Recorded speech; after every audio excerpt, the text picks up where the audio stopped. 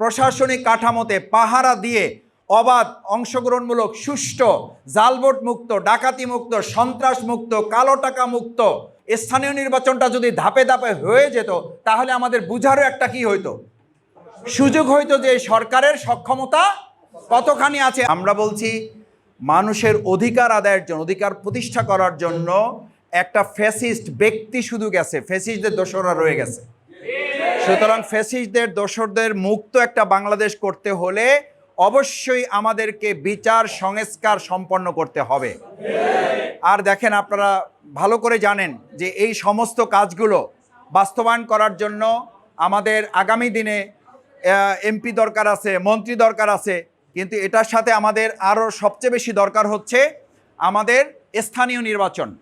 স্থানীয় নির্বাচন হয়ে গেলে জনগণের সুবিধা বাড়বে না কমবে?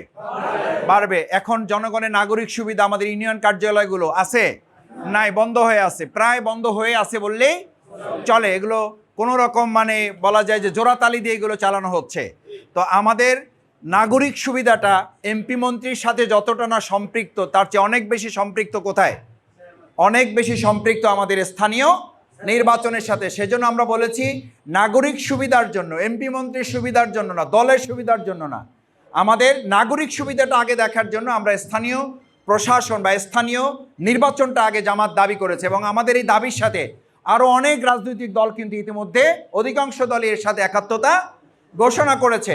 সুতরাং আমরা চাই যে আমাদের এই অবকাঠামোগত রাস্তা সহ অন্যান্য আরও যা আছে, এগুলো নাগরিক সুবিধা নিশ্চিত করার জন্য আপনারাও কি আমাদের মতো স্থানীয় নির্বাচন চান? সবাই তো আমরা স্থানীয় নির্বাচন চাই, আমরা বিচার চাই, আমরা সংস্কার চাই, আমরা স্থানীয় নির্বাচন চাই। জাতীয় সংসদ নির্বাচন অবশ্যই হবে, ভোট আমাদের দরকার আছে, কিন্তু আমাদের এটা বুঝতে হবে যে একসাথে গোটা বাংলাদেশে 300 আসনের এই যে হাজার হাজার না লক্ষ লক্ষ কেন্দ্র, এগুলো সব সুষ্ঠুভাবে প্রশাসনিক কাঠামোতে পাহারা দিয়ে অবাধ, অংশগ্রহণমূলক, সুষ্ঠু, জালভোট মুক্ত, ডাকাতি মুক্ত, সন্ত্রাস মুক্ত, কালো টাকা মুক্ত এবং আমাদের মানুষের মধ্যে ভীতিমুক্ত একটা নির্বাচন উপহার দেওয়ার জাস্টিফিকেশনের জন্য বা এটাকে একটু পর্যালোচনার জন্য স্থানীয় নির্বাচনটা যদি ধাপে ধাপে হয়ে যেত, তাহলে আমাদের বুঝারও একটা কি হইতো, সুযোগ হইতো যে সরকারের সক্ষমতা কতখানি আছে। আজকে